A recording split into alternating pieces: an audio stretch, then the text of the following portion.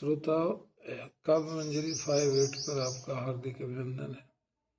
जैसा कि आप जानते हैं, इस पर मैं राम कथा के कुछ मार्मिक प्रसंगों की चर्चा भी करता हूँ और मैं खुद की लिखी कविता भी सुनाता हूँ और कुछ जो देश में आर्थिक राजनीतिक जो भी समस्याएं होती हैं उस पर भी अपना विचार रखता हूँ। यह मल्टीपर्पस मंच है।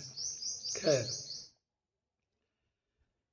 आज जो विचार है वो जुडिशियरी के ऊपर है कि जुडिशियरी इतना कमजोर कैसे होगी। मुझे याद है कि इलाहाबाद हाई कोर्ट ने प्रधानमंत्री श्रीमती गांधी को बुलाया, कटघरे में खड़ा किया और उस जज ने यह आदेश दिया कोर्ट के कर्मचारियों को कि कोई खड़ा नहीं होगा, बाहर जज उसको सलाम करना चाहिए, कोई खड़ा नहीं होगा। क्योंकि बिल्कुल लेजिस्लेचर और एग्जीक्यूटिव से जुडिशियरी अलग है, बिल्कुल स्वतंत्र है। उसका अधिकार है संविधान की रक्षा करना, ये कर्तव्य उसका है, और अधिकार है संविधान की व्याख्या करना, ये उसका अधिकार है। और वो संविधान का रक्षक है, कस्टोडियन ऑफ कॉन्स्टिट्यूशन है। जो कस्टोडियन ऑफ कॉन्स्टिट्यूशन है वो इतना कमजोर हो गया कि हर जज आज अलग हो जाता है। कोई भी भाजपा का अगर केस हुआ, भाजपा से रिलेटेड केस रहा तो अलग हो जाता है, भले ही वो एक सड़ा हुआ विधायक का ही केस का है न हो, अलग हो जाता है। इतना डर क्यों हो गया है? ऐसी साख कैसे गिर गई कि केजरीवाल ने मना कर दिया कोर्ट जाने से कि मैं नहीं जाऊंगा। सोचिए, ये आखिर इस ऐसे हालात कैसे हो गए जुडिशियरी के? जो जुडिशियरी कभी प्रधानमंत्री को अपने कटघरे में खड़ा किया था, आज एक विधायक को खड़ा करने के पोजीशन में भी नहीं है।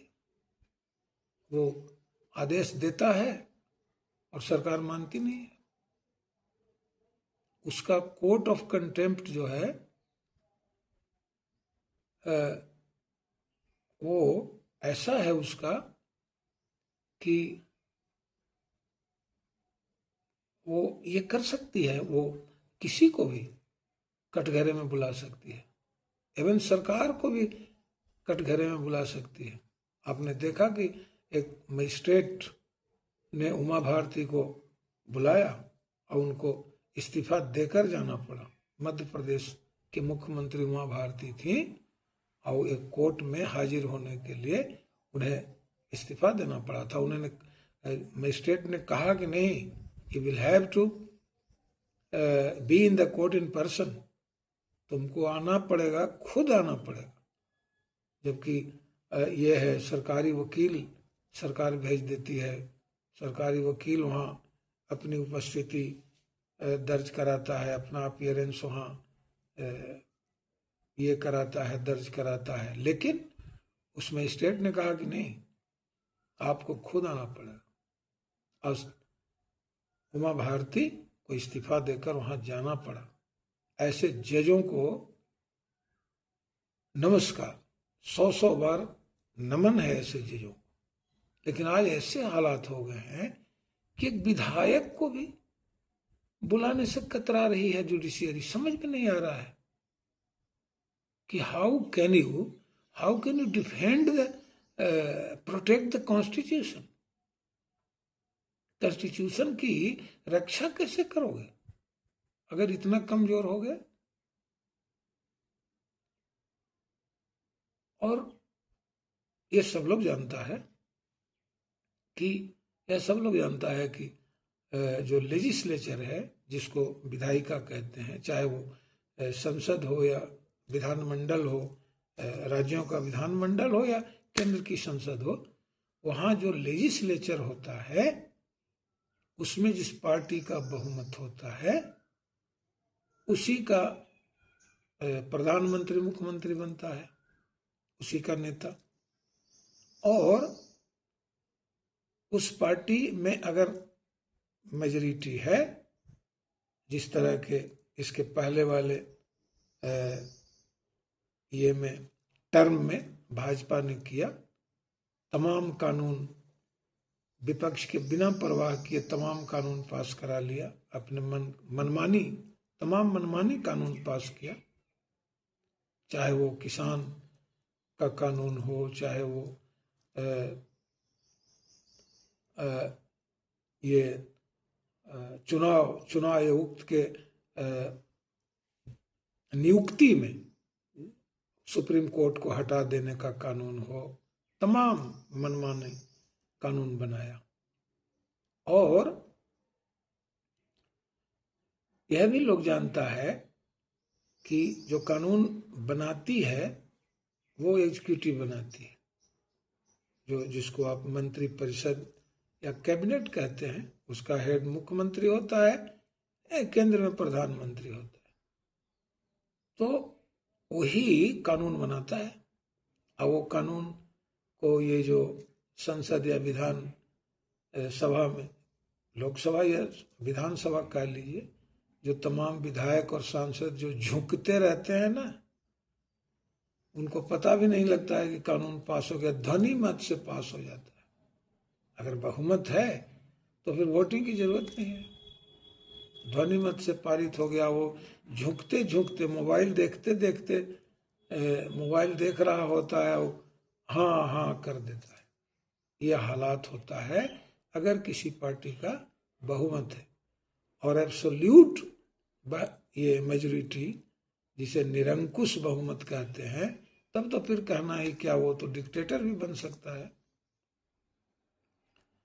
तो अब ये देखिए कि ऐसे में हो ये जाता है कि विधायिका पर यानी संसद के ऊपर भी उसका अधिकार हो जाता है उस पार्टी का, और सरकार में तो रहती ही है, इसलिए एग्जीक्यूटिव जिसको कार्यपालिका कहते हैं उस पर भी उसका अधिकार होता है। तमाम जो नियुक्तियां होती हैं, चुनाव आयोग की नियुक्ति हो, ईडी जो होता है, एनफोर्समेंट डायरेक्टरेट जो होता है उसके डायरेक्टर की नियुक्ति हो, सीबीआई के डायरेक्टर की नियुक्ति हो, यूनिवर्सिटी के जो ये होते हैं वाइस चांसलर जो होते हैं उनकी नियुक्ति हो, वो सब एग्जीक्यूटिव करती है।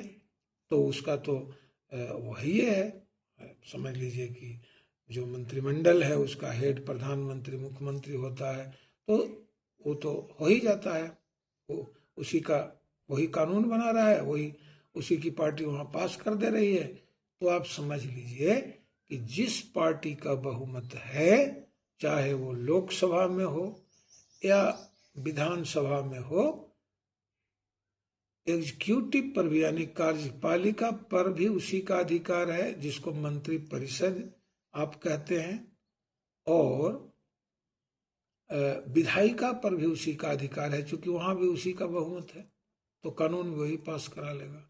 तो आप समझ लीजिए कि जिस पार्टी का बहुमत है उसी का अधिकार लेजिस्लेचर पर भी है और उसी का अधिकार एग्जीक्यूटिव पर भी है।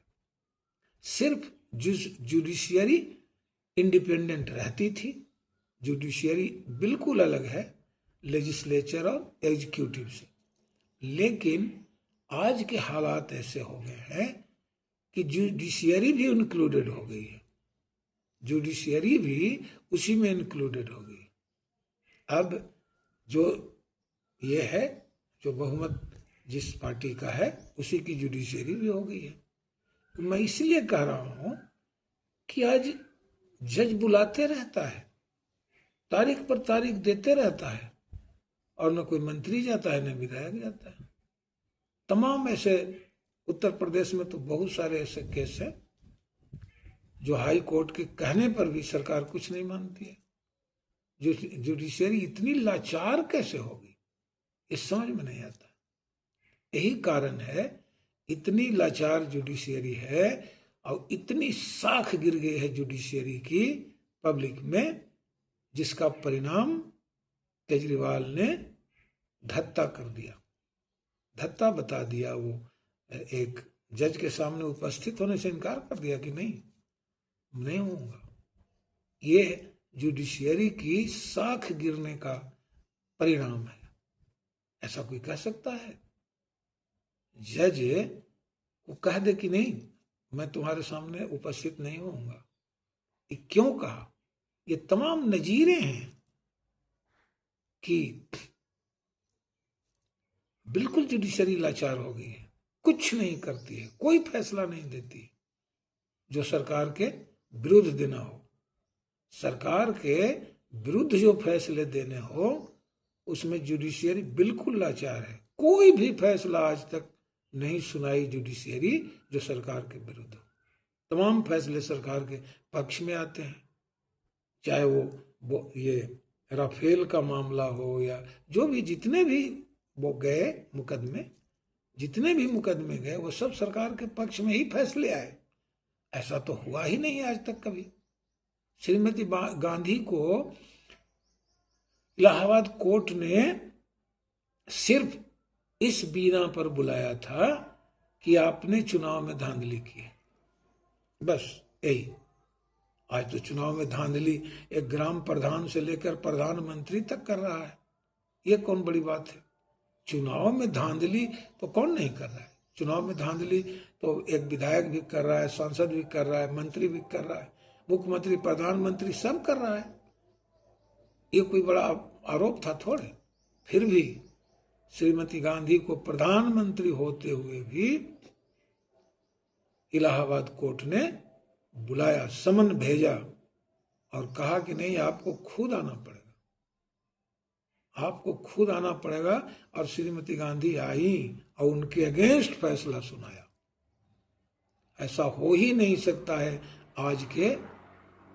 आज के हालात में ऐसा हो नहीं सकता कि प्रधानमंत्री को सुप्रीम कोर्ट की भी औकात नहीं है कि बुलावे सामने और उसके अगेंस्ट फैसला सुनावे।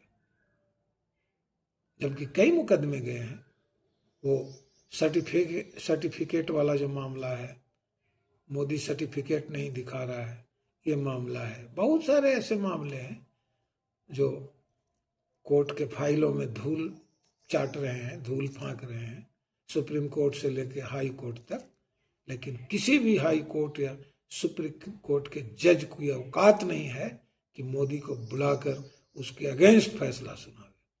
यही जुडिशियरी की गिरी हुई साख का पैमाना है, यही नमूना है। गिरी हुई साख है का जो ये है, जो पैमाना है, मैं यही सुना रहा हूं। कभी जमाना था ये कि प्रधानमंत्री को भी हाई कोर्ट बुलाता था